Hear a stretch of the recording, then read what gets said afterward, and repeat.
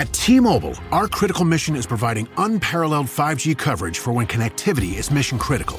Introducing T-Priority, America's best 5G network experience for first responders, even in times of congestion. More capacity, faster speeds, better coverage. T-Priority from T-Mobile, built for tomorrow's emergencies, ready today. Discover more at t-priority.com. For qualifying organizations on eligible rate plans, coverage not available in some areas and may be impacted by emergencies.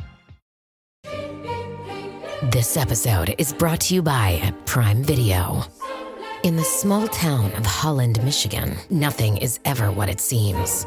Behind the tulip festivals and pretty houses lay dark secrets that threaten to tear a marriage apart. Nicole Kidman stars in this darkly twisted thriller about a wife and mother whose quest to uncover her husband's secrets may get her more than she bargained for. Holland, streaming on Prime Video March 27th. This episode is brought to you by Progressive Insurance. Fiscally responsible, financial geniuses, monetary magicians. These are things people say about drivers who switch their car insurance to Progressive and save hundreds. Visit Progressive.com to see if you could save. Progressive Casualty Insurance Company and Affiliates. Potential savings will vary, not available in all states or situations.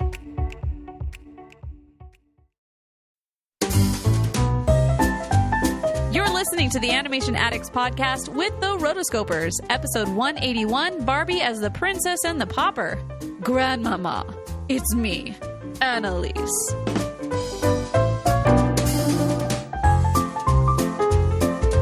Welcome to the Animation Addicts podcast with the Rotoscopers, the number one place to get your animation fix with animation addicts just like you.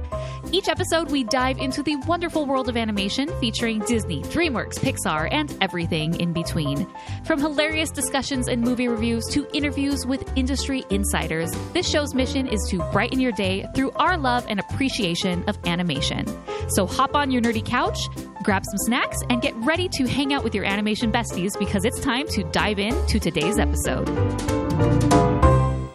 Hello, everybody. I'm Morgan Stradling.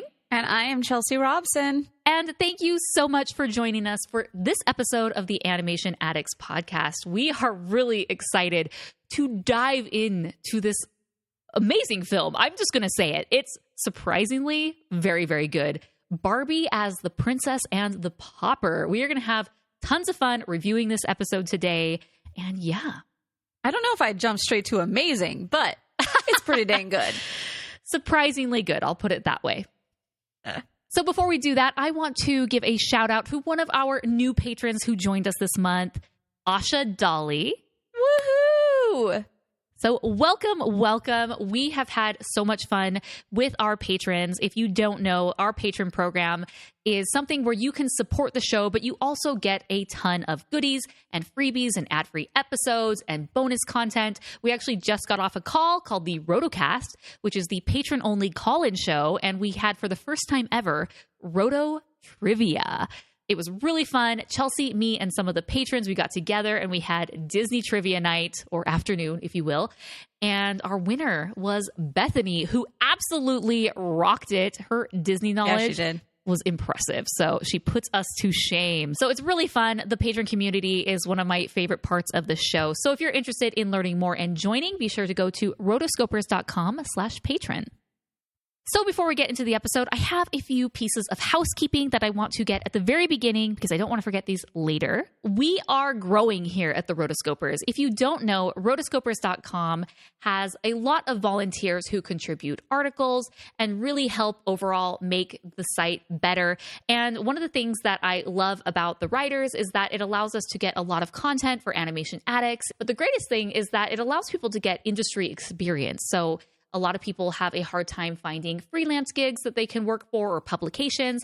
And so a lot of our writers have actually used their Rotoscopers experience in order to get internships and are now working in the industry. So we are bringing on more writers and actually quite a few more people. Now that the podcast is back, it seems that it's a really great time to reinvigorate the website. And I don't think that I've actually mentioned it on the podcast. And so that's why I wanted you guys as the podcast listeners, if you've ever wanted to be a contributor to the website, or you have all of these thoughts that you just want to share with people, we have an amazing audience of readers, and that would be a great way to do it. So some of the positions that we need news writers, obviously, for the latest, greatest animation news. Writers to help us with more evergreen content like top 10 lists, maybe product launches that different companies are doing just to cover kind of general animation releases and from a merch perspective. More editorial writers, so opinion posts, top 10 posts like I mentioned. Here's the 50 best quotes from The Lion King, whatever, those type of articles. We would love to have more of those on the website where in the past we really have been focused on news, and news will still be a component of the website, but I really would like to expand out some of these other more opinion pieces. And then also we are bringing our YouTube channel back. So if you haven't, be sure to subscribe, rotoscopers.com/YouTube. But if you're interested in helping out with the YouTube channel, we are looking for YouTube editors or even script contributors where you, for example, write the script for, hey, here are the 10 best Disney villains. And it's basically an article, and it would be turned into an article on the website, but then we would use that as our script for the YouTube channel. So it's a way for you to get featured on the YouTube channel and also on the website. We're also looking for someone to help with transcriptions for the podcast. That is something that we have never been able to do on the website, where we are able to transcribe the episode. And so we would need someone who would be able to provide a rough draft of the transcript, but we would need someone to be able to listen to the episode, proof the transcript, and make all the different edits that are needed, and then upload it to the episode. So if this is something that you are interested in, go to rotoscopers.com/2020 positions, and there is a little survey that you can fill out, and it has all the information. It's going to list the different positions that are available, where you can provide your name, contact info, and then writing samples or samples for some of these other pieces. But we are growing, and I'm really excited to bring more people on. So now is the time. Do not delay, because we will fill these positions on a first come, first serve basis as people have the qualifications. So if you're wanting to get more involved in the community, definitely do that. And as a thank you to all the contributors, they actually get all of the perks and access that our patrons get. So you get to join our patron community and join in the discussions there. And also you get the ad-free episodes and the bonus content. So tons of perks for helping out, but I just wanted to let everyone know before we dive into the episode. What? That was a lot. The PC gave us computing power at home, the internet connected us, and mobile let us do it pretty much anywhere. Now generative AI lets us communicate with technology in our own language using our own senses. But figuring it all out when you're living through it is a totally different story. Welcome to Leading the Shift, a new podcast from Microsoft Azure. I'm your host, Susan Ettlinger. In each episode, leaders will share what they're learning to help you navigate all this change with confidence. Please join us. Listen and subscribe wherever you get your podcasts. I'll remain forever royal. I'll repay my parents' debt. Duty means doing the things your heart may well regret. But I'll never stop believing. She can never stop my schemes. There's more to living than gloves and gowns and threads and seams. In my dreams, I'll be free. One thing that we get to do every once in a while is when we go back and review different movies that specifically come from different books, either Morgan or I, or sometimes Mason, will go ahead and we'll read the book to be able to add the literary genius behind it and, exactly what we're coming from. Because obviously we are a very intelligent podcast, and we do nothing but improve your knowledge of all things animation related. So as part of that, we feel it is our duty to go back and review the source material. And this time that fell to Morgan. Morgan went back and she reread, or read for the first time, I would assume. Mm-hmm. Yes, it was. The Prince and the Pauper, which came out in 1881. Yes. This is what we call public domain. Yes, absolutely. So yeah, I've done this frequently for a lot of the fairy tales. I'll go back and I'll read the source material, or if there's an animation book that is, where they really detail out the history, I'll read that and I'll just share my knowledge and tidbits with you. And I've actually had a lot of people over the years saying, I love that. So I'm like, well, now is the time. It's been quite a while since I've done one of these. And I have a goal to read 52 books, one book for every week of 2020, and I'm kind of behind. So in order to do that, I was like, well, I need to read a book, so let's read this one. And luckily, it was a shorter book, which I love those short books to help you reach that goal, because I don't know, I seem to read very long books, and I'm like, this is the reason I'm behind. So I actually really enjoyed reading this one. And fun fact before I get started, I'm going to go into a little synopsis just so we can kind of compare the original source material from how the Barbie franchise ultimately changed it, which I actually appreciate that they really did a lot of different had a different take on this and really made it their own. But it's nice to know our roots. Where did we come from? Right, so right. Chelsea, do you know who wrote The Prince and the Pauper? I don't. It is Mark Twain. Really? Yes. You know, he would. Yeah. So very interesting. I mean, he does quite a bit. You know, he is a maven of lots of things, but Mark Twain it was. So There you go. The Prince and the Pauper tells the story of two people. One is a prince. His name is Edward, and he is the son of Henry VIII of England. And the pauper is Tom Canty, and he lives with an abusive alcoholic father. So it's kind of a tale of two boys, if you will. They're very young. So I'm just going to briefly give a synopsis. Again, if you would like to read this yourself, I'll include a link in the show notes where you can do so. But it is a very, very quick read. And I feel like I like to read contemporary, and I like to read, fiction and whatnot, but I really do enjoy reading these classics of literature. And I never had the opportunity to do so. So the story starts out, and it's with the pauper, Tom. And they talk about how he aspires to be better. And one day he's hanging around the city gates, and it really just jumps right into this. There's really not a lot of preamble with these characters and setting the stage. We just jump into kind of the old switcheroo, which if you're familiar with the story at all, that's kind of the main thing is the prince and the pauper switch places. So he is hanging out by the city gates or the palace gates, and he meets the prince, Edward, and Edward invites him into his chambers, and they're just so taken aback by the uncanny resemblance that they have, and they're really fascinated by each other's lives.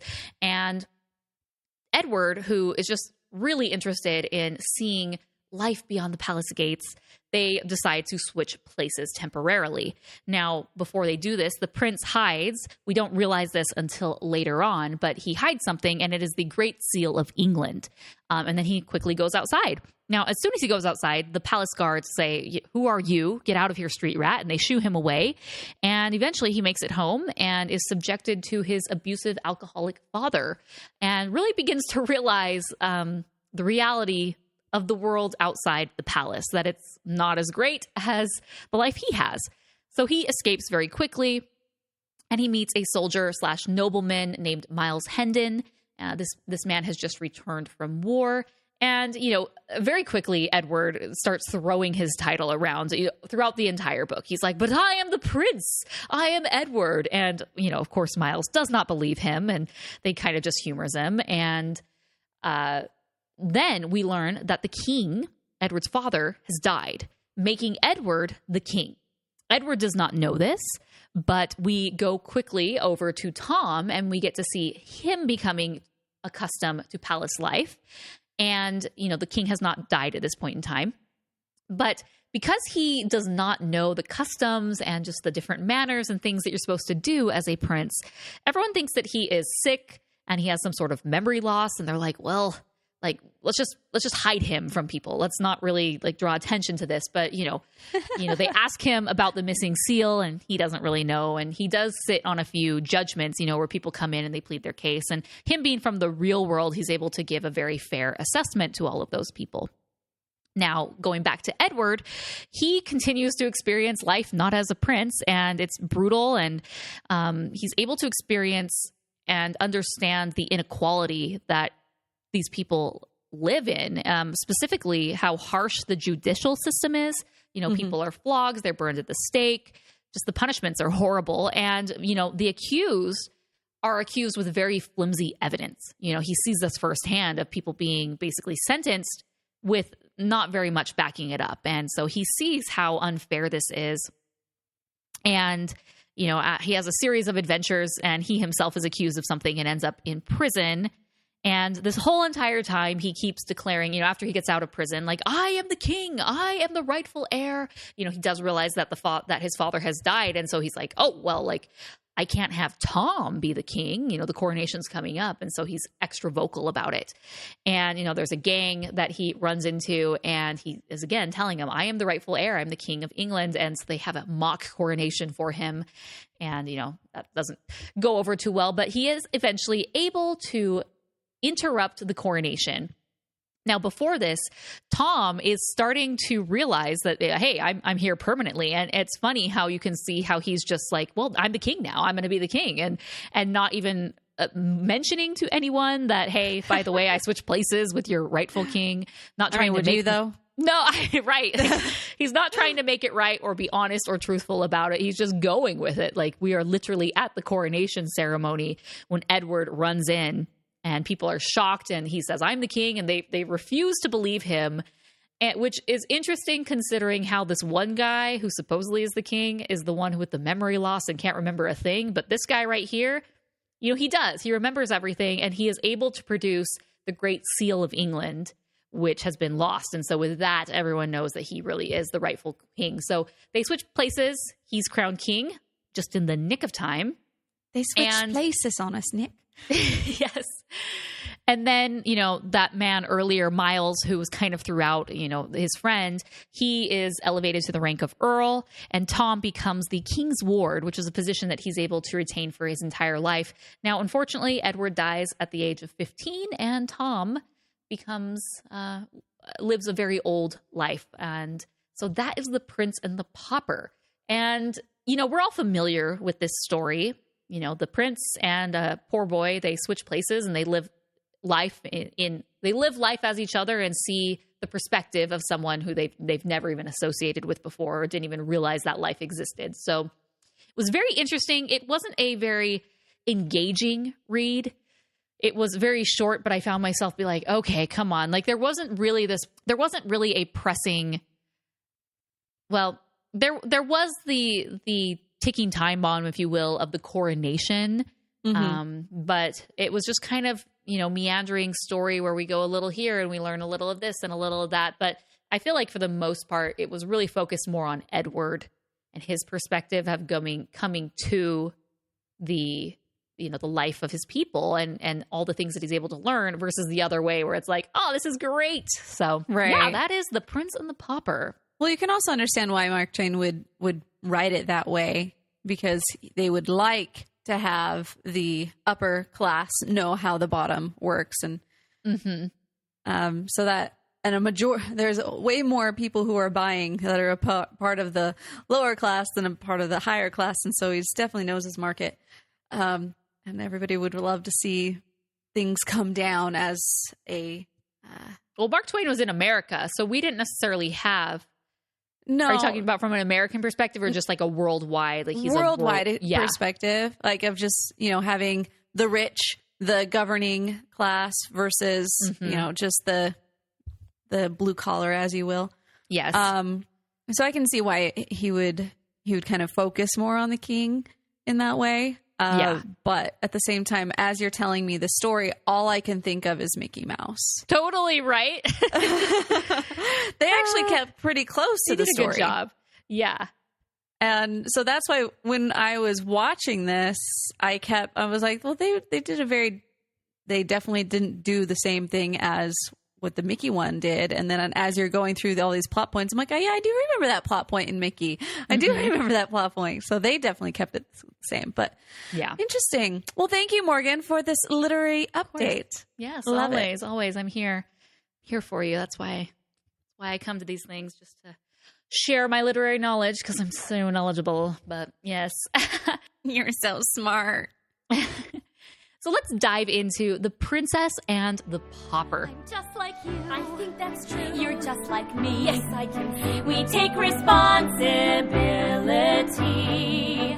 We carry through. Do what we need to do. Yes, I am a girl like you. I'm just like you. I'm just like The reason I wanted to do this is because I felt like over the past 6 months, this Barbie cinematic universe, if you will, the Barbie film franchise has really just been on my radar, where previously it was never anything that I paid attention to. These films are direct to DVD, and they came out, which I'll talk about the history of these, but they came out basically when you and I were in high school. So as if liking animation as a high schooler wasn't enough, of a not cool thing, it was definitely social suicide to get into the Barbie animated films, right? Oh, yes.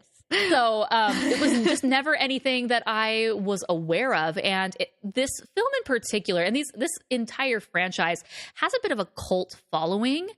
And so let's dive into it, okay? Let's talk about the history of these films and how they came to be and where they're at today. Did you have Barbies? Yes, you had Barbies. Of course I had Barbies. Let's talk. Yes. I definitely, as the elementary side, definitely was a Barbie fanatic. And had these come out while we were in that time period, I'm sure we would have been talking about this. It would have been like Disney, DreamWorks, and Barbie 2 type thing. That would have been the flag, the tagline for our podcast. Disney, DreamWorks, Barbie, Pixar, and everything in between. Yeah, it's interesting because these films began and they kicked off in 2001. And the girls, I think that were kind of the target market for Barbie is ages 3 to 12. So these are really girls who are in their 20s now, were more or less the sweet spot when these were beginning to be released and then kind of growing. And with that, the merchandise that came along with it was really the big thing. So I was definitely a Barbie girl. Living in a Barbie world? Living in a Barbie world. Absolutely. I always loved Barbies. I grew up having Barbies. I loved my Barbies, and I had two sisters. One was slightly younger than me and one was slightly older than me, and so I played with both of them, and they loved Barbies, and they had an older sister who was in high school who still played with Barbies. And so as a result of all these sisters, they just had so many Barbies, and it made mine look like nothing. So I would always go to their house, and we would dump all the Barbie stuff out, and as a mom, I'm like, even then I knew how messy it was when we were playing Barbies, but like thinking back, I'm like, oh, it was so messy. But that's why you just have buckets. It's like, throw it all in the bucket. We're not organizing anything, but they had really cool Barbies and accessories. And I played with Barbies up until when I moved. So I moved in the 4th grade. I finished 4th grade, but I moved midway through. And I remember that Christmas, I got a Barbie Corvette and I was so excited. But then when I moved, no one here played Barbies. Like none of my new friends did. Or at least you were that weird age where I was about 10. So it's like, you don't mention like, do you play with Barbies? Or like, you want to play Barbies? Because you didn't want to be embarrassed, right? You were still, I was aware enough at the time to know that some girls did this and some girls didn't. And it seemed like a lot of the girls in the new area were into the American Girl dolls, which is something I had never played with before. I wasn't into that, no. I loved the Barbies. And so really with that, my Barbie era ended, and it was really kind of a bittersweet moment, to be honest, because playing with Barbies and using your imagination in that way was just so fun. What about you? We had a variety of different toys, and Barbies definitely was one of them. I remember when Pocahontas came out, I remember getting the Pocahontas Barbie, and that one was pretty awesome because it had like Miko who would come in and spin and like try to braid your hair, and it would get completely tangled and everything. But no, dang it, I wanted it. So I mean, there were several of those. I had Barbie horses, which I had to me was the best one. Did you have the walking Barbie horse? Mine was the one that it had a button on the bottom and it would walk. I remember that one, but I never had it. I just had this like array of horses, and then they were like, I kind of moved away from the Barbie side and went into the more like horses side. And so that's skip kind of the where rider altogether and let's just go straight to the steed. Yeah. So it was just like, okay. But yeah, I definitely had a collection of Barbies, and I definitely played with them.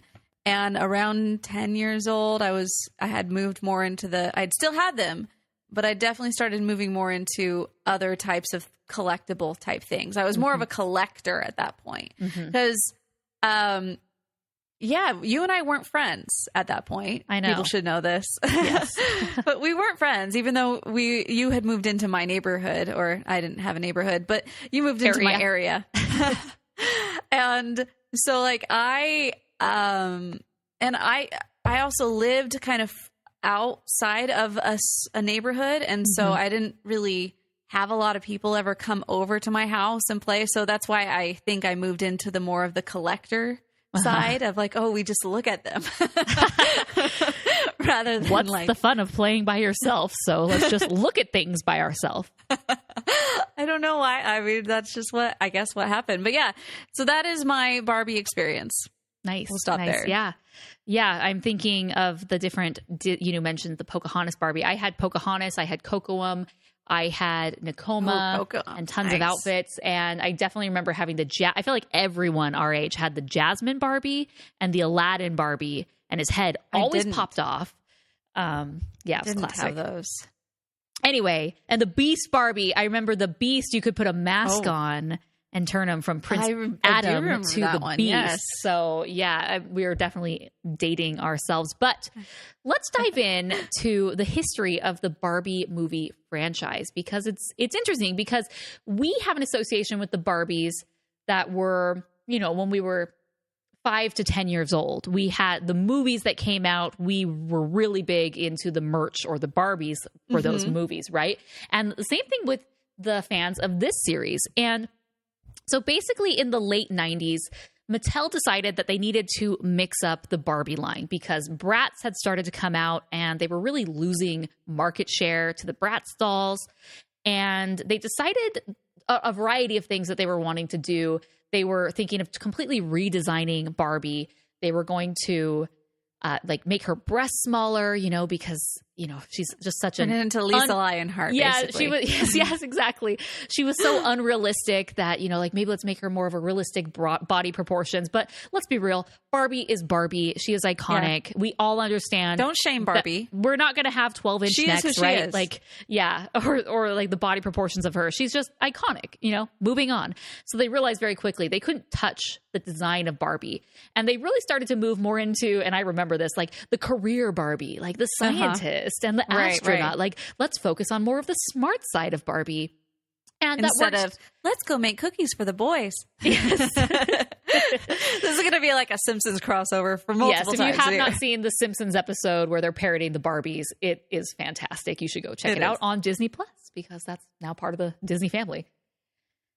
And so what they ultimately decided to do was to get more into the interactive digital space. And so they started to make these movies that were CGI, and they'd be direct to DVD. And the very first one that they released was in 2001, and it was Barbie in the Nutcracker. And the names for these films are very bizarre. They nearly always start with Barbie. Mm-hmm. And then they decided to make these on very classic stories that were public domain, fairy tales, things that they could just basically rework the story a little bit to make it work for them, but they didn't have to come up with, an entire new series or a new concept or idea. So there are some that are definitely original, but that was kind of the crux. And so they started with this Nutcracker one, obviously did really well.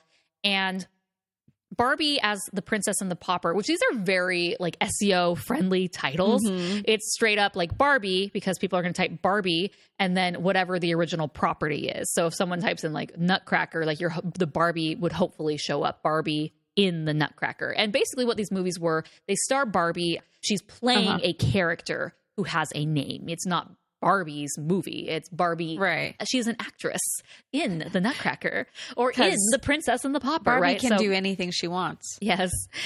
And so this is astounding to me. There were 36 movies made from 2001 to 2017. So this movie, Barbie as the Princess and the Pauper, is the fourth, and it came out in 2004. So they really were doing one a year. But, so 2001, 2002, whatever. And with each one of these releases, obviously there was a huge merchandise component that would tie in with the films.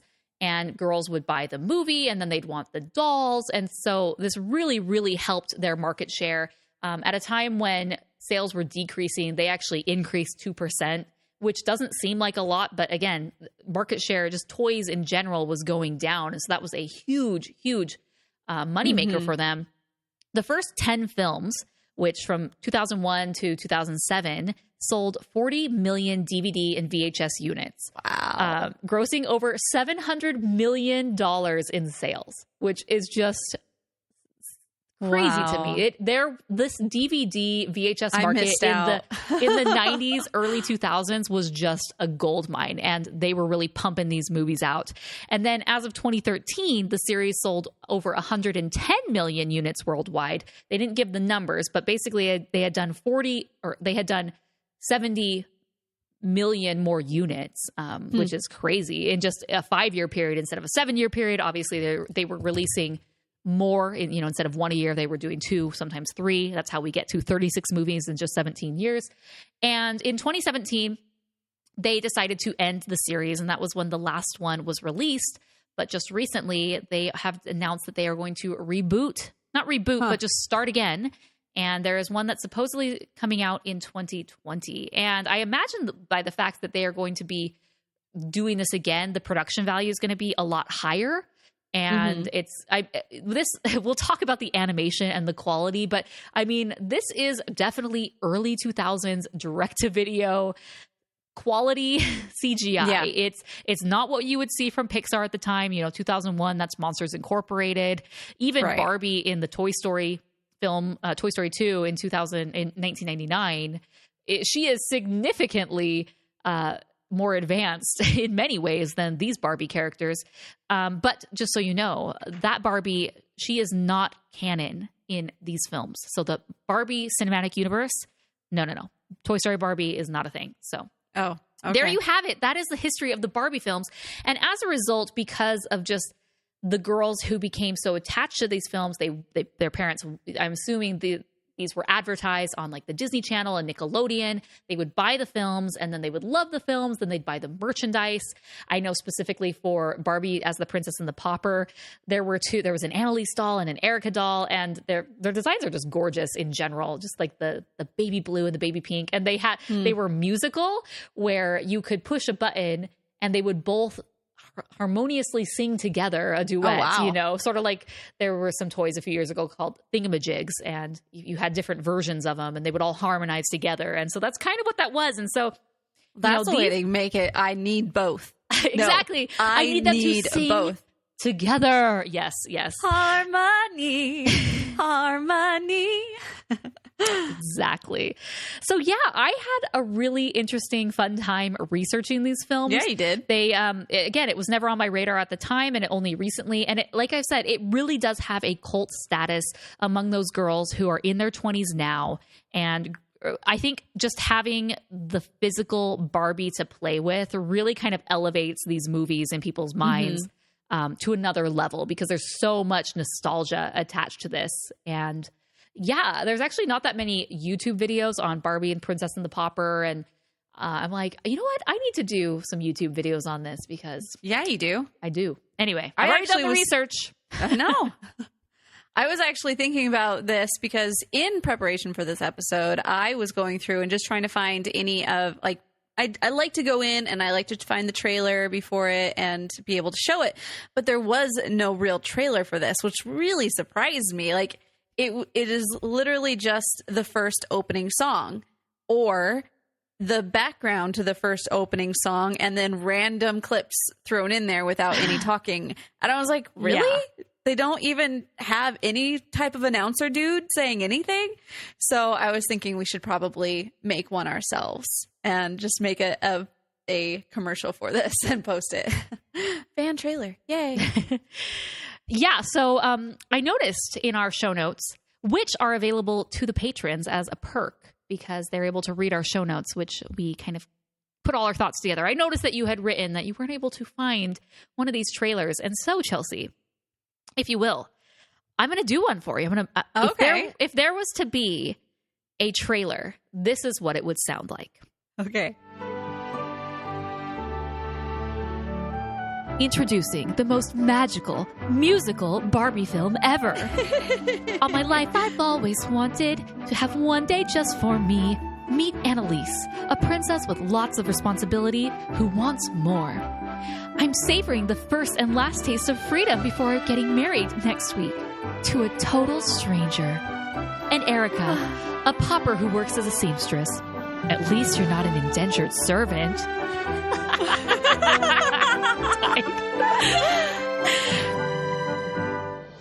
Things change when these two girls from different worlds meet and trade places. Wow, we could be sisters. I'm just like you. You're just like me. There's somewhere else we'd rather be.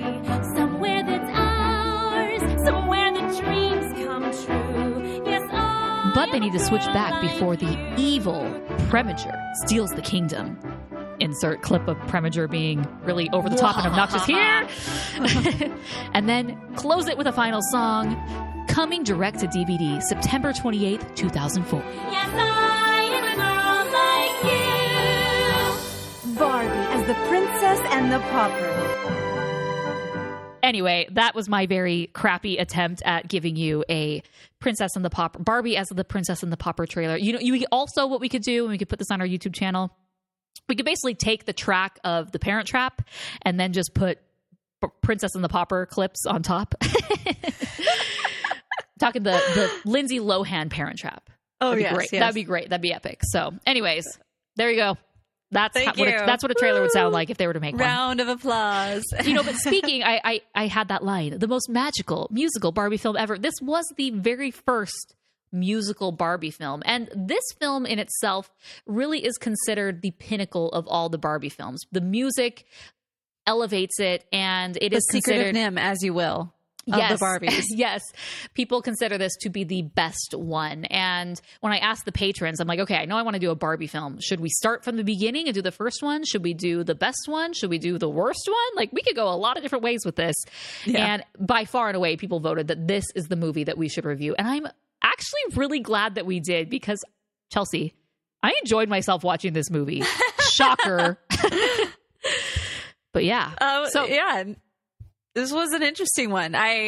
So for me, the first interaction that I had with these types of films was last July. I had spent the month of July living in Nashville again, and I ended up going on this activity with a couple people from my church, and there were these girls who were like in the 1920 type, 19 or 20 age range. Perfect. And it was My right theory after, stands true.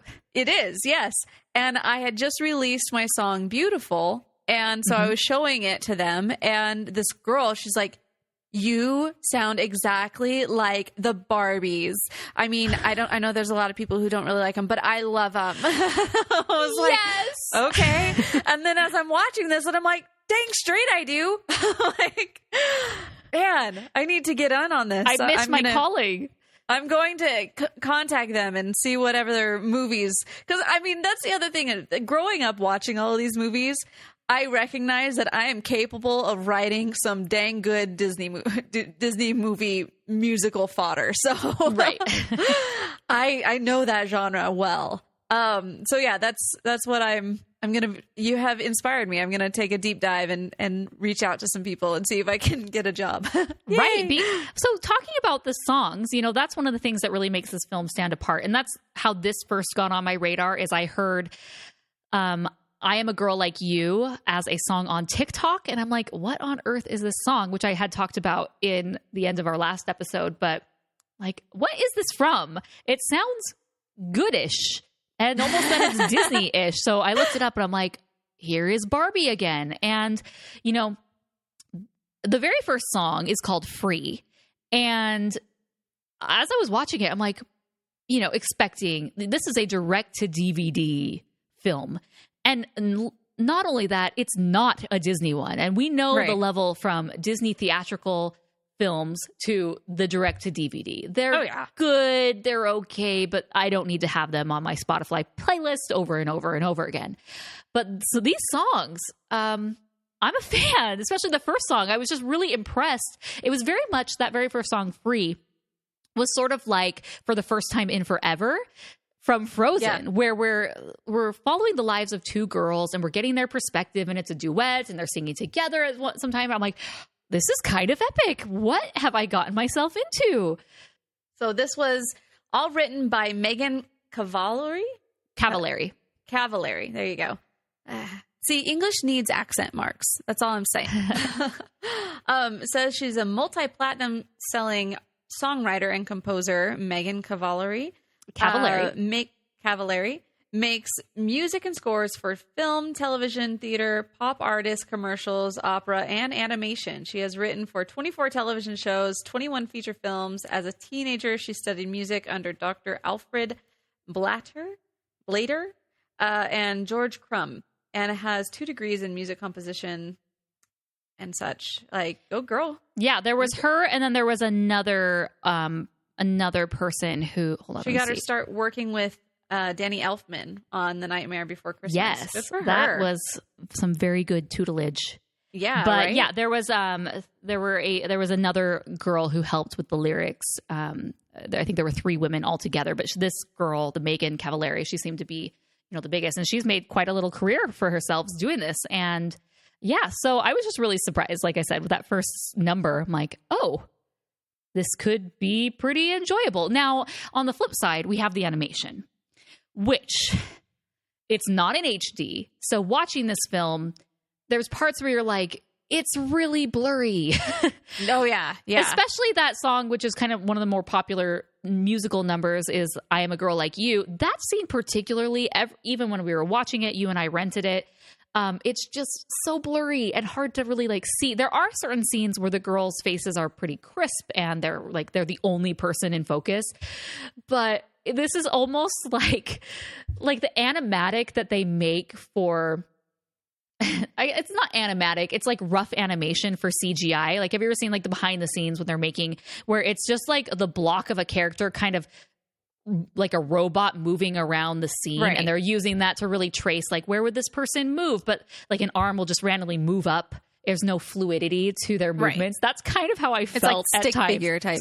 Kind of like stick figure movements, and it's really rough. And I was just watching. Yeah. I was watching this. I'm like, okay, but to be honest, the animation is not the best.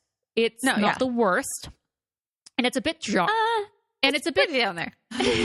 It's a bit jarring initially, but I got over it very quickly, which I think is a testament to the story, because I became very invested in the characters and the story and where this was going, which the story, they change from the original tale. And I really liked the different spin that they put on this and how the girls meet and switch places. Yeah. I felt like as I was going through this, yes, the animation is just oh, hi. Especially different moments where you're looking at the villain. He just has this moment where his eyes just kind of go hollow, and it's just kind of glowy type thing. And I'm just like, holy crap, this is fearful right now. So you did have that side. But at the same time, I feel like the writing of the script was by the book. And I mean that in a good way.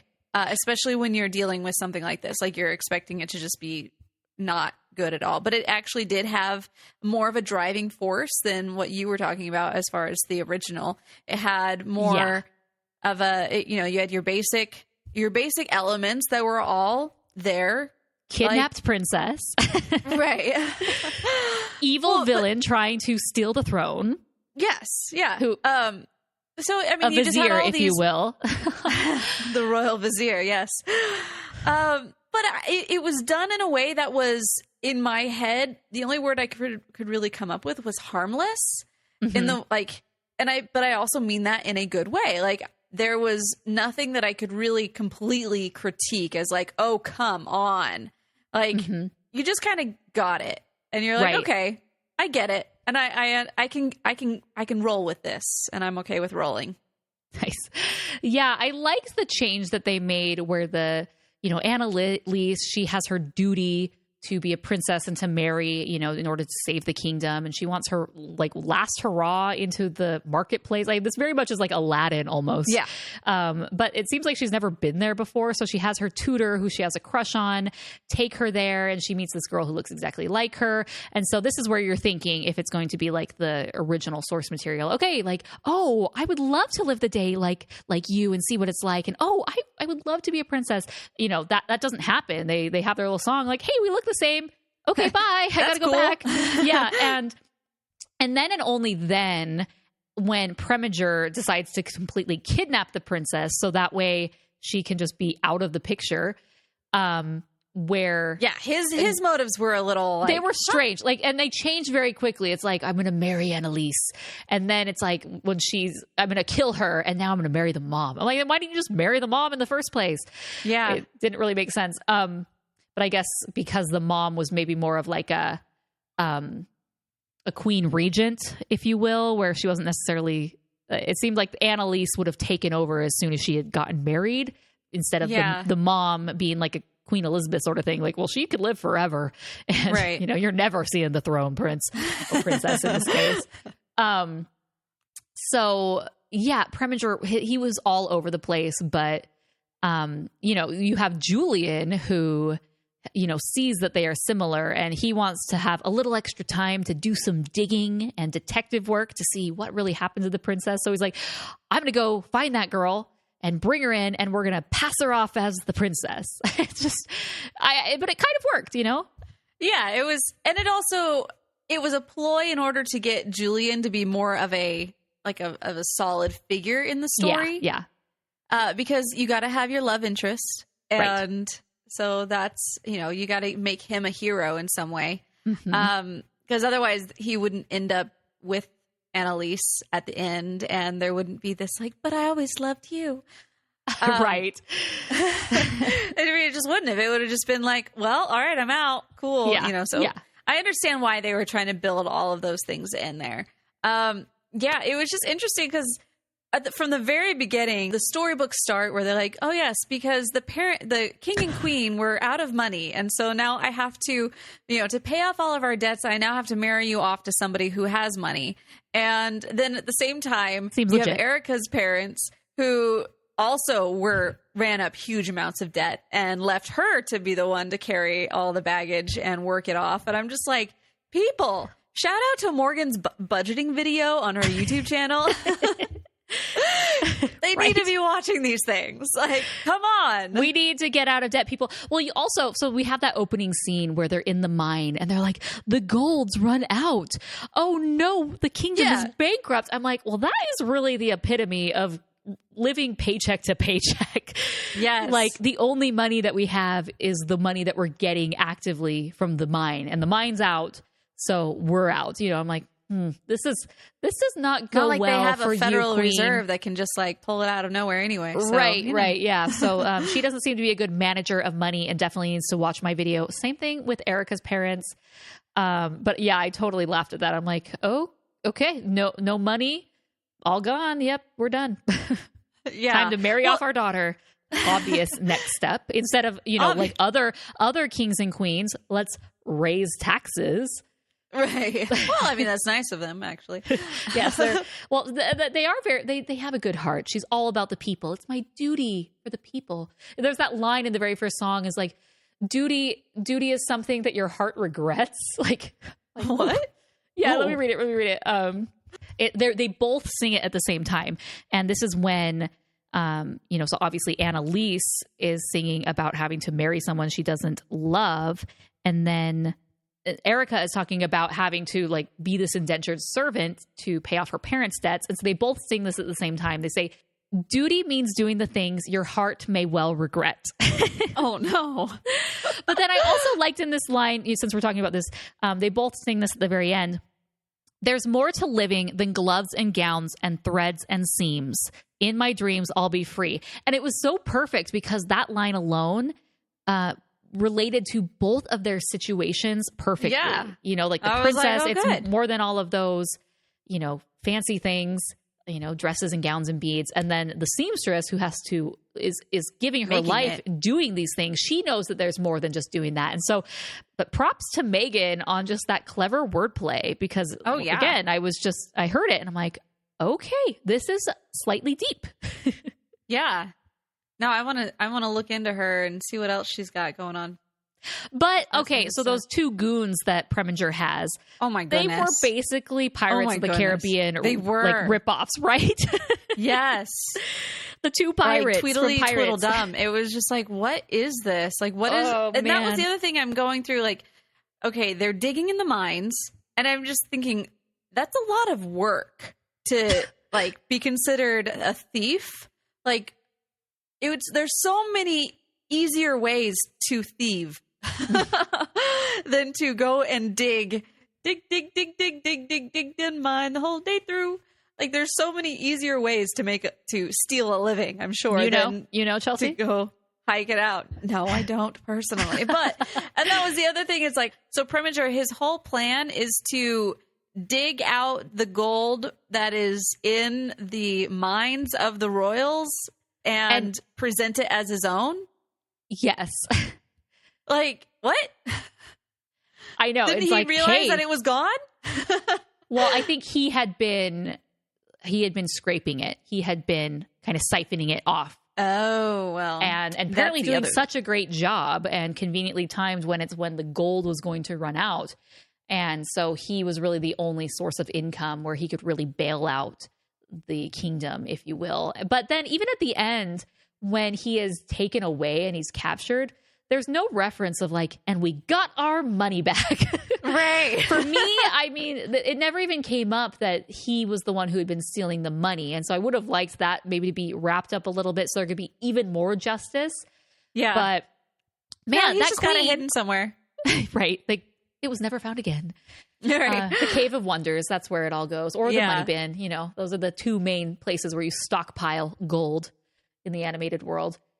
But his plan was just really funny to me. And the queen at the very end, when she thinks Anneliese is dead, and, you know, this is a horribly traumatic event for her, and she's just in not a state to agree to a proposal.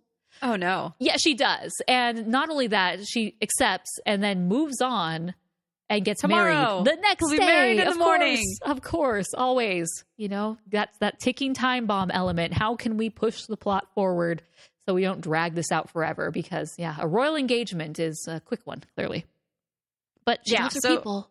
So going through this, I'm listening and I'm like, that sounds like Martin Short. And then, hey, it is Martin Short. I'm glad I recognize my voice actors. Martin Short in his most over-the-top version of himself. I mean, this guy was on a whole other level as far as villains go, and I kind of dug it. Like, yeah, you're in a Barbie film, and you're this crazy wackadoo. Just go for it, Martin. You go, Glen Coco. Oh, my gosh, yes. And then, like, you realize that as you're watching this, he is basically Jafar in a 16th century wig. Like, right. That's just what he is. And he's like, all right, I got that. I've seen that before. I can do that. The diamonds in the rough. Yeah. I'm looking at this whole thing as he comes in. Like, so Anneliese is like, first off, they have to show that Anneliese has the brains and not just the beauty, because she's going through all of, she has a a degree in geology, apparently, because she's deciding, I'm going to call this fool's gold. Right. Like, she's the first person in the history of the world to come across this element ever. Iron pyrite. That's what I shall call it. Yes. Okay. And then, so, you know, again, this was the era of the career Barbie. She's more than just a hair and a skinny waist, right? Aren't we all? Come on now. We can be it all.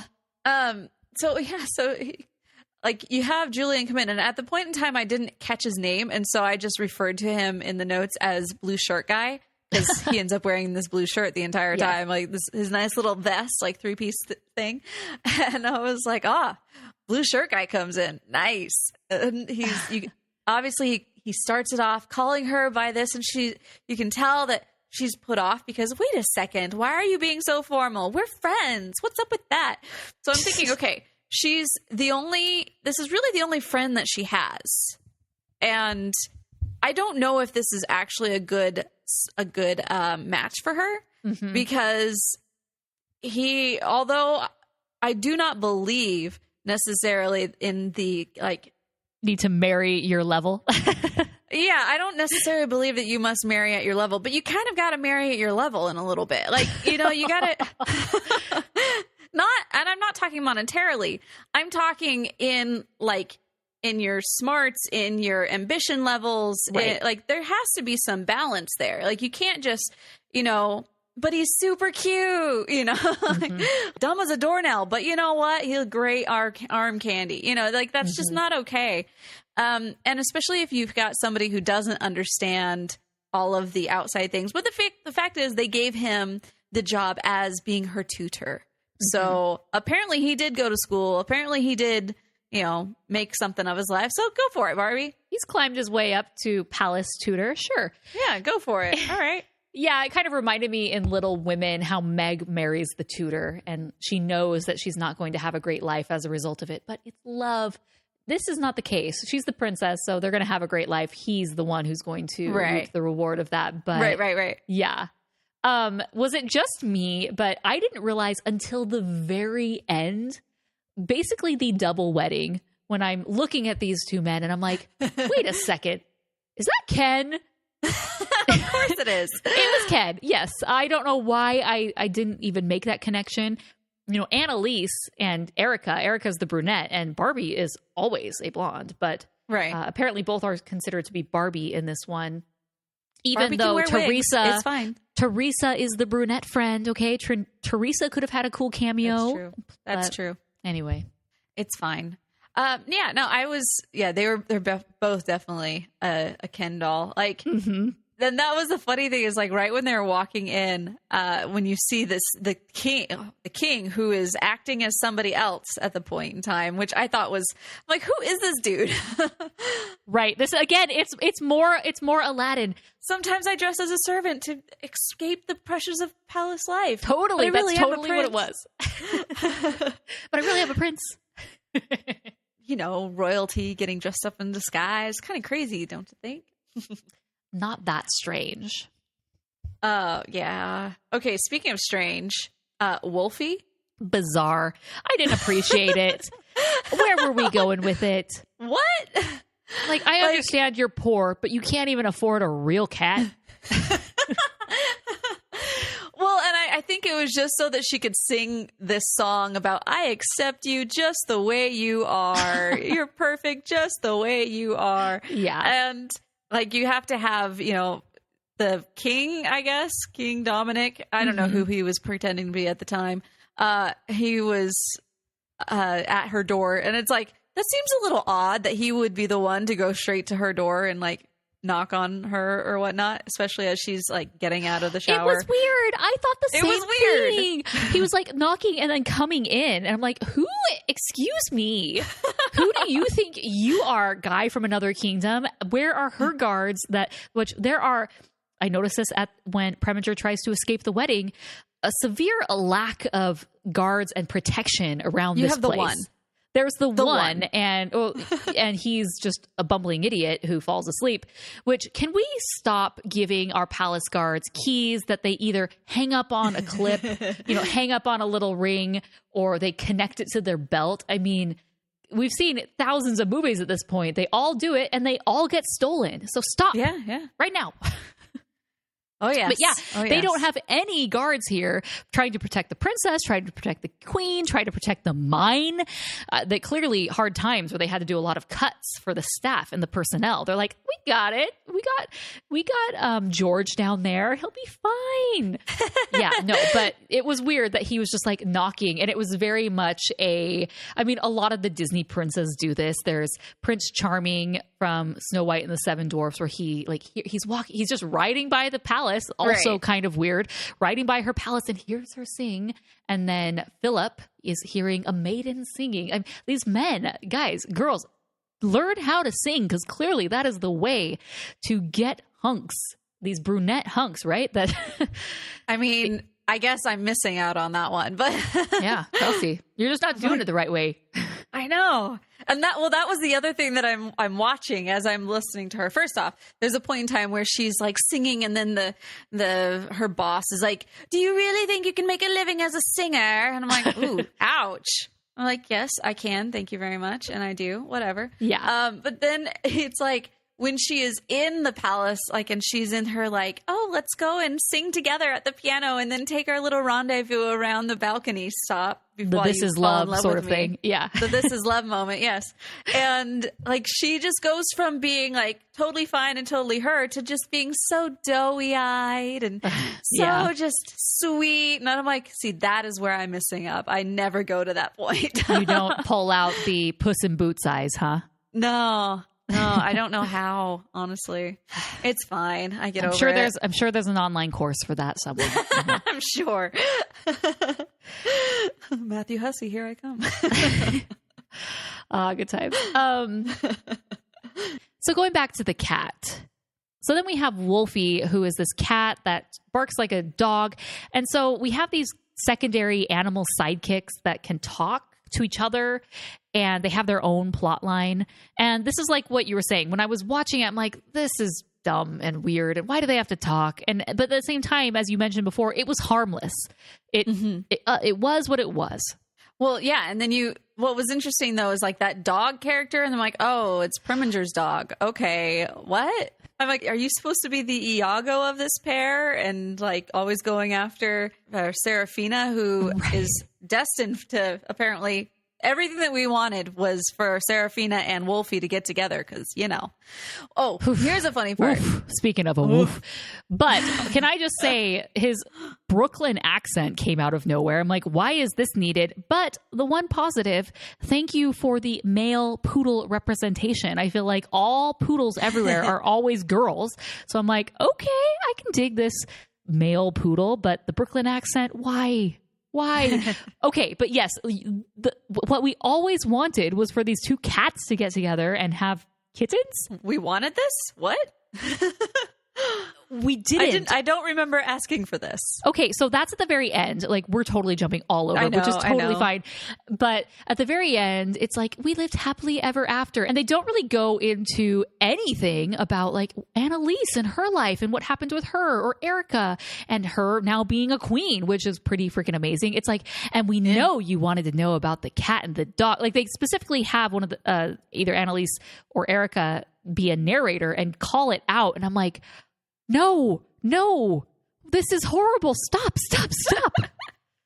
Ay. Yeah. No, it wasn't. Okay.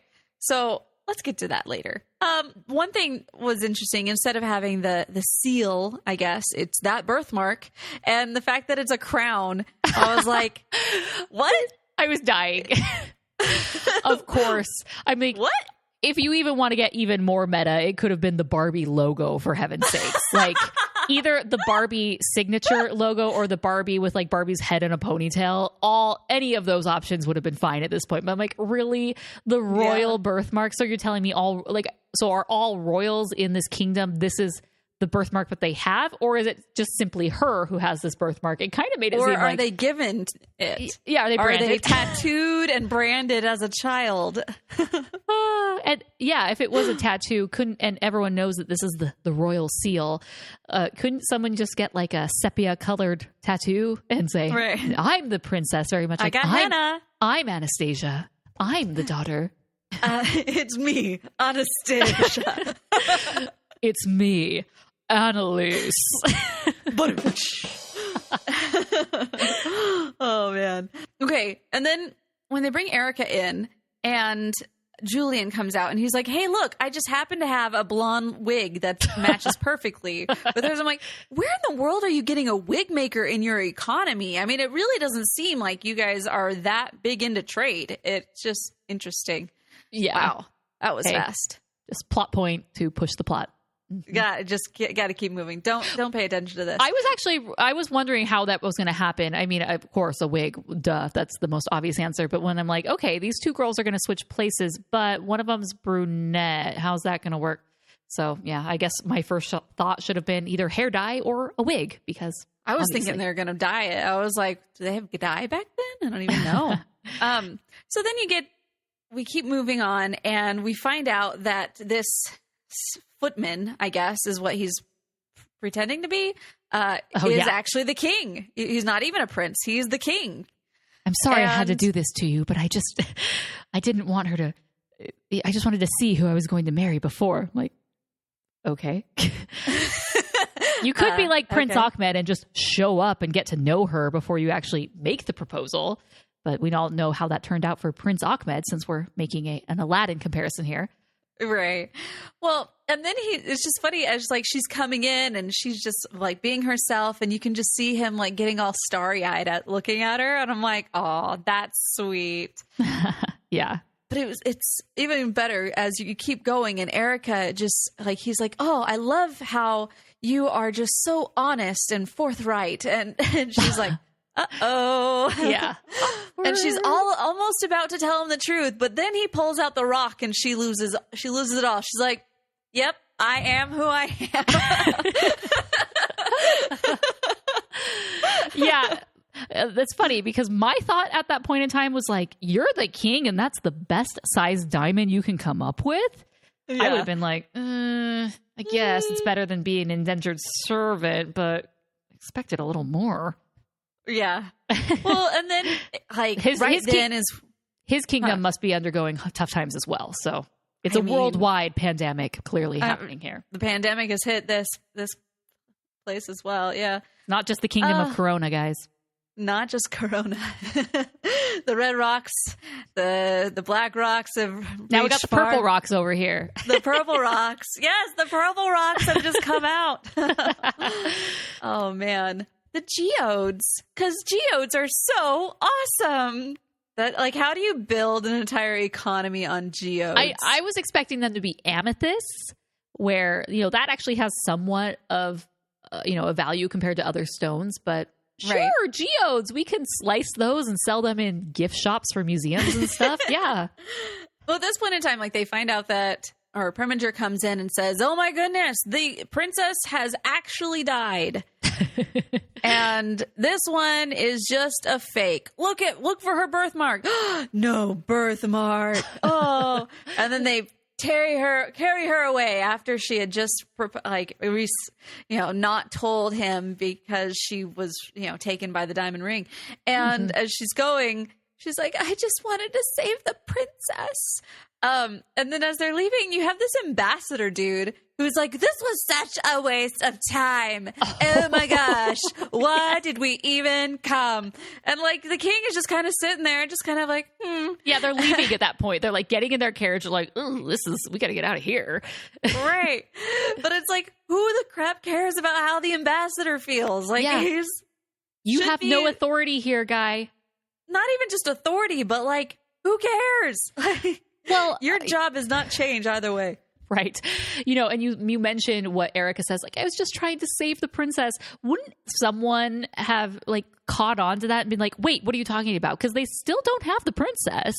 Right. And so saying saving her instead of her dead, would have been better. But, speaking of the princess, she had quite the few opportunities to save herself because she leaves Madame Carp's place and she gets in the carriage and she rides up to the palace guards. Oh, we do have another one. That one who kind of mans the gates, if you will. Yeah. It's like, so I'm the princess. 2 guards. He's like, no, you're not. And she's like, oh, okay. And she just turns around. I'm like, you need to be more assertive, honey. There's like a variety of things that she does where she's just super passive. Yeah. I'm like, if you just would have spoken up a little bit and maybe flashed a little skin to show them your birthmark. I thought the placement of it was really funny because of the the big reveal when she's like, I am the princess. It's like she pulls down her shirt a little bit. I'm like, ooh, scandalous. Here we go in a Barbie movie. They got to get that skin. Look at it. Look at my shoulder, honey. Yes. But yeah, I noticed. I was like, honey, you need Grandmama, to be more like it's me, Anneliese. Boom. Yes. But she needed to be a little bit more like the original prince from The Prince and the Pauper, who was shouting from the rooftops, I am the Prince of England. I am the rightful heir. She did not do that. So, yeah. Well, maybe that's gender roles where women seem to be a little bit more passive. Girl, you are Barbie. You are the symbol of female empowerment. Right? Okay. You need to be better than that. Yes.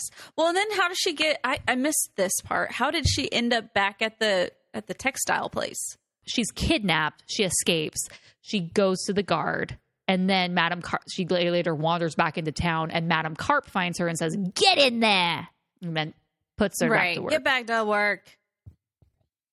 And then she realized what's it like to be an indentured servant.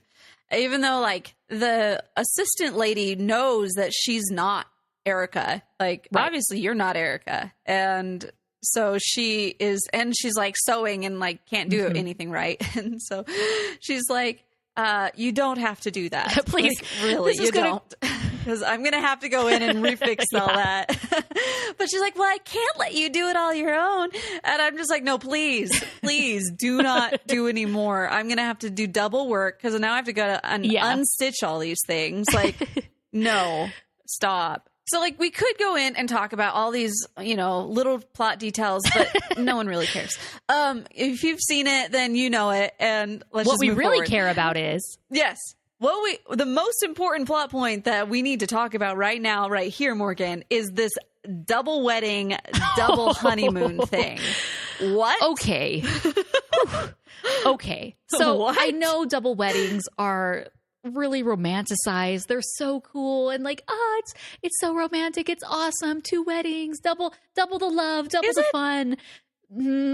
Okay. So this double wedding doesn't even make sense because it's two royals, meaning the king and Anneliese, from different kingdoms, and they meet basically peasants, and they opt then to get married on the same day and have a double wedding. Like, that is some sort of identical twins marrying identical twins level of weird right there. Like, that would be a situation where I'm okay with it.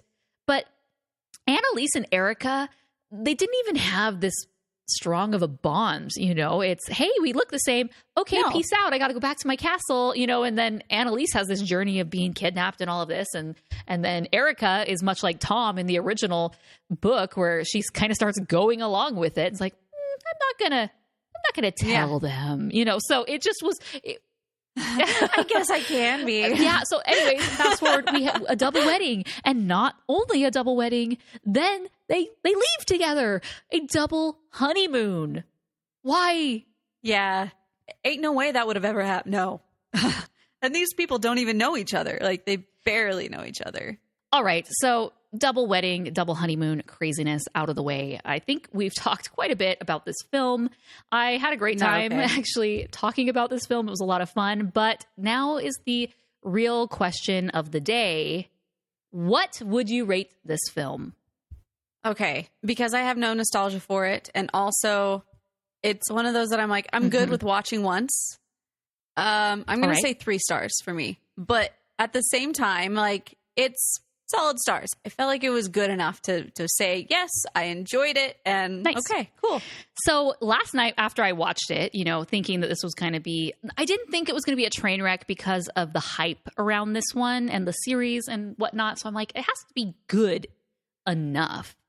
And when I finished it, I was just overall very surprised, liked where it went. I really liked the characters, and I was going to give it a 4 stars. But now that I've been able to sleep on it and talk about it with you, this is definitely a good solid 3.5 stars for me. I thought the best part was obviously the music. So really was kind of blown away from the music. And I guess going in, I just had really low expectations. There are some songs that are still stuck in my head, and I would totally go and listen to them again, particularly Free and I Am a Girl Like You. Those are now my new jams. And I liked the characters of Anneliese and Erica. I thought they played well together. I also liked that they introduced these Ken characters where we have Julian and we have the prince, and and they have a role to play. We didn't talk about this, but where they both ride off on the horses to save the day. I was dying. Oh, yes. Like, oh my gosh, of course. Oh my gosh. They have to equally save the day. It was great. So yeah. One of these cannot be higher than the other. We can't make one of the girls feel better or worse than the other. So yeah, they basically like at the end, like just kind of like formed into the same guy. Like, okay, like we can't have them have all these different motives and things and responsibilities. So like just do it at the same time. 2 horses. Great. So 3.5 stars. Well, there you go. One last thing. That post-credit scene. Bizarre. Oh my. Why? I'm sorry. This wasn't a funny movie. This wasn't like the Toy Story films where there's a lot of humor throughout. And so, the blooper gag reel at the end kind of makes sense. Although I did chuckle and laugh out loud when Julian broke into that breakdance. I'm like, what is this? And just because the animation was so bad. Okay. So it was like just a really rough, like jagged version of breakdance. It was great. So perfect. Yeah. Bloopers. I'm going to rate those 2 stars. Be prepared whatever royal life will bring. Do keep a grip and don't ever crack. Take a dainty sip. Never ever turn your back. There's a time and place and way for everything. To be a princess is to never make your bed. To be a princess is to... So we did reach out to our Patreon group, and they have some things to say. Josella said, I had the blonde doll, Anneliese, and her cat, Serafina. My favorite songs from the movie would be I'm a Girl Like You, To Be a Princess, Cats Meow, and Love Me for Me. Thanks. And then we also have Jess, and Jess says, grew up watching Barbie and Rapunzel and Swan Lake, didn't see Princess and the Pauper until much later. Rachel Ragnar said, I didn't grow up with them, but I have enjoyed covering them for her channel. And then Sol Carlos, she said, I loved it. I even had the dolls that sang the song. Oh, so she had the harmonizing ones. I personally think that the best Barbie movie is 12 Dancing Princesses, but I also love the Barbie Christmas Carol. Interesting. Okay. And then Sol also says, I love the music and the story. I just wish that they could remake them with animation technology that wouldn't hurt my eyes. Yes, I agree. Definitely agree. All right, let's jump into the voicemails. Hey guys, this is Luke leaving a voicemail for the Barbie, Prince, and the Pauper movie. Where do I start? Sure. All right, I groaned when I heard that you guys were going to review this one next, but it's okay. I can't get mad at you guys. I love this podcast. You guys are doing what you want to do, and I love that, and I respect that, and I'm just going to continue listening to the episodes, even if it is Barbie, Prince, and the Pauper. I've learned not to judge a movie by its DVD cover because, let's be honest, DVD cover art tends to be way worse than the movie anyways. It's awesome that you guys review these B and C tier movies that are well less known. It teaches me a lot and further prepares me as someone who's entering the animation industry. Y'all, and yes, I said y'all because I live in Nashville, y'all inspired my friend and I to almost start our own animation podcast. But sadly, it didn't work out in the end. Our first episode was actually going to be over Spider-Man Into the Spider-Verse, but I still might put out a YouTube video with my thoughts on the movie because my friend and I still think that that's the magnus opus of all animation. Your last episode, Overtangled the Series, was really great, and just as a quick recommendation, you guys should try to review Gravity Falls. You probably get that a lot, but it's a really great series that I think you guys would all enjoy. So thank you guys for everything you do. Stay happy and healthy. I look forward to the podcast in the future. In the future. Yes. Luke, thank you so much for calling in yet again. And I knew that you would be groaning from your last voicemail that you sent in. There's a lot of things to unpack in that whole voicemail that you said. First off, respect. You live in Nashville. Awesome. Love that place, as you probably well know. And also, the fact that you guys almost started a podcast, well, hey, there's still time. And it's hard. I'll tell you what, putting out a podcast over and over and over, consistently like we've had in the past and now as we're doing now, it's definitely not for the faint of heart. So good luck to you if that's something that you end up trying to do. Thank you so much for your voicemail and for your continued support. Now, if anybody else wants to send any voicemails, make sure to go to rotoscopers.com/voicemails. If you're in the U.S., you can also send us a message at 406-646-6575. And we do live in the modern era, and we are able to accept any voice-recorded memo that you may have just from your phone. So if you just want to email that to contact@rotoscopers.com with the subject line voicemail and then the topic or movie title, we will definitely get that on. So we do have several movies coming up, and we want to make sure to get them on there. But we do end up recording the episodes at least a week or 2 weeks, sometimes even a month ahead of time. So if you've heard that we are going to be doing a movie, don't wait. Send your messages now, and we will be able to get those in those episodes. I can see it when you're feeling low. You can't hide that from me. You're no status quo calico, so I keep trying to be. 'Cause you're more than that. You're a doggish cat. I wish you could see the you I see. So for the show notes for this episode, be sure to go to rotoscopers.com/181, where you can find all of the links, the trailers, all the things that we have talked about. That's where you can find that.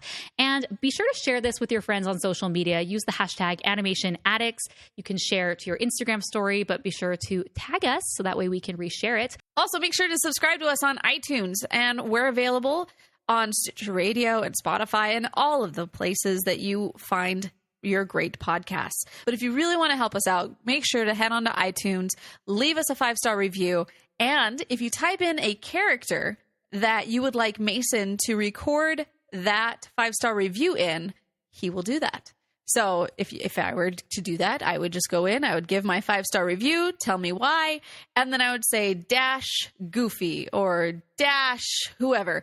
If you need help figuring out which episode or which voices he can do, you can go to the YouTube channel, search for his 100 animated character impressions. Those are fun, and we just love hearing him entertain us with his voices. So help us out. It's for the greater cause. Make sure to check us out on our individual locations. You can check me out at Chelsea Robson on Twitter, my website, chelsearobson.com, Instagram. You can also find Morgan at Morgan Stradling on Twitter, Instagram, and her website as well.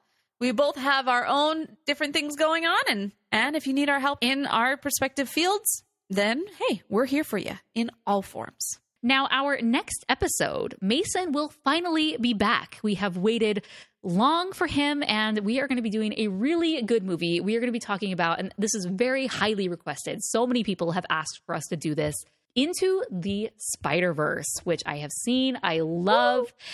But I want to tease another thing that we are going to be reviewing on the podcast, so that way you can do your rewatches and get ready as well. Mason has expressed interest in doing a Sailor Moon Season 1 rewatch. And of course, I could tell that he was watching it because he kept texting me Sailor Moon memes. And I'm like, are you rewatching Sailor Moon or something? He was like, yeah, for like a work thing. I'm like, living the life. And then I suggested, hey, let's do a rewatch. That'd be amazing. And he said, yes. So get your rewatches going. The sub and the new dub that they released is available on Hulu. There are 43 episodes, which, as Chelsea said, that's basically like 2 seasons of Tangled the series.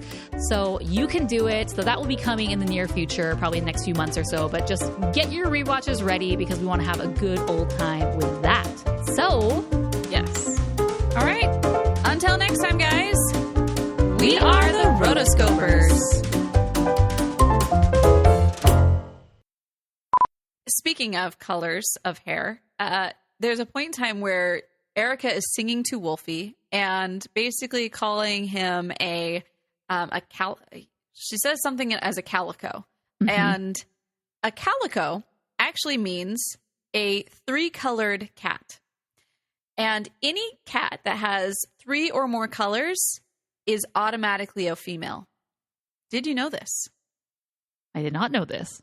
Yeah. Only if you ever see, it's part of like a genetic thing. Like if you have 3 or more colors, it's automatically a girl. Like weird. It's a girl. Bizarre. Yeah, it's super weird. So that's why I was like, interesting. Okay. We love having new people join the team. It's just really cool because, if you've noticed, we definitely end up putting Roto in front of everything. Basically, whatever title we have, just put Roto in front of it and we're cool. So if you become a Roto writer or a Roto transpondent, transpondent? Transpondent? What is that? A Roto writer, Roto editor, Roto on the Roto team, the Roto Nation. Team. Let's just do Roto team. Roto transcription elf. Blooper. Yay. So I'm going to go on one more little rant right here. So there's that very ending scene where King Dominic comes out and he's talking to Erica and he says, "Can't I convince you to stay?" Erica, "Dominic, all of my life I've dreamt of being free. Now my debt has been paid by Anneliese." King Dominic, "Where will you go?" Erica, "Everywhere. I want to sing, see the world." Dominic, "Then I hope you take this with you." Hands her the diamond ring. Erica, "I couldn't." Dominic, "It was meant for you." "No promises?" "I'll take my chances." Okay. I'm a little triggered right now. It's fine.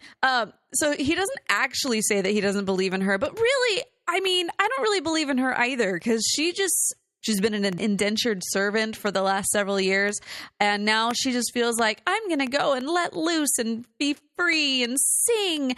And I'm just like, even though she has quite a bit of work ethic, she has just been an indentured servant this whole time and just been doing what other people have been telling her to do, which is like every musician that comes into the world of like, hey, I've just been living this 9-to-5 thing for too long. I want to do my art. And so they like go off and decide that they're going to be a professional musician. But here's the thing. They don't understand that this is actually a business. You're not just jumping in and I'm going to just be a whimsical artist and bohemian, whatever. I mean, I guess people do that, but you're not going to be successful at it. Anyway, so here's what's going to happen. Now, if I'm going to go on a tour, I have to plan out the tour because these tours take at least 6 months of planning prior. So now I have to contact the venue owners and book the shows as well. And then I've got to make sure that I've come up with some type of a marketing plan, fan acquisition. You also have to come up with like maybe merchandise in order to create alternate sources of income. But then again, none of these characters actually realize that there is such a thing as an alternate source of income. It's fine. We're moving on. So she's got to come up with merchandise. Now she's got to have a merchandise creation team as well as sales team. And then she figures out, hey, even after I do perform and everybody sings and claps for me, I still have to go out and do this again because I am still just trading time for dollars. And yeah, so now she says, I'm just kind of tired of doing all of this by myself because I don't really understand the whole how to lead a team type of a thing. And, I think this is just more of a hobby for me because none of these extra auxiliary things seem worth it. And I don't want to actually jump in and learn something about how the business side of this thing works. It should just be about my art, which really just translates to I don't want it that much. And so I'm just going to head back home to where I felt most comfortable and just say for the rest of all, it just didn't work for me. This happens every single day. And I've seen it happen. And that's why I feel a little triggered, is because I just see all these people, guys and girls, go to Nashville, New York, LA, and they think, I'm going to go here to do my thing. And honestly, it happens in all business everywhere. But here's what will really happen. She's going to go back to the castle, and then King Dominic will say, hey, it's okay. We'll create like some type of festival, and then you can be the person who headlines it, and then that's where you'll get your kicks. I know this person as well. It's like these archetypes are very real. You've been listening to the Animation Addicts podcast. If you enjoyed this episode, don't forget to subscribe and be sure to leave us a 5-star review. We're available on Apple Podcasts, Spotify, and wherever you listen to podcasts. And if you want to help spread the word, be sure to share the podcast with your friends on social media. Just don't forget to tag us at Rotoscopers on Instagram and use the hashtag AnimationAddicts. For all the links and full show notes for this episode, go to rotoscopers.com/podcast. Now, if you still can't get enough for your animation fix, be sure to subscribe to us on YouTube and visit rotoscopers.com for more animation news, reviews, and interviews. Thanks for listening.